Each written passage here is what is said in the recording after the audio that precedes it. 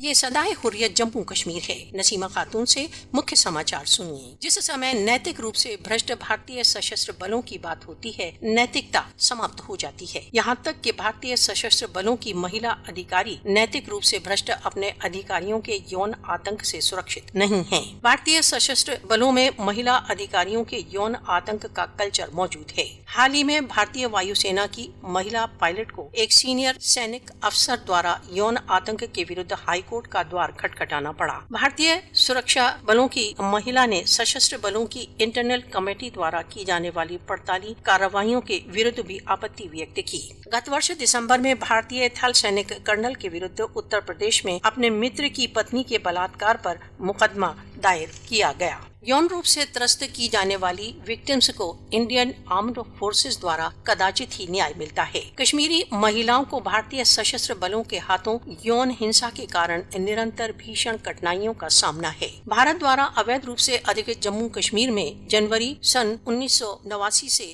अब तक भारतीय सशस्त्र बलों द्वारा 11,236 बलात्कार, सामूहिक बलात्कारों व यौन आतंक के केस रिपोर्ट किए जा चुके हैं। भारत द्वारा अवैध रूप से अधिकृत जम्मू कश्मीर में यौन हिंसा, जिसे युद्ध नीति के रूप में प्रयोग किया जा रहा है, को नियंत्रित करने के लिए सार्वभौमिक समुदाय को उठ खड़ा होना चाहिए।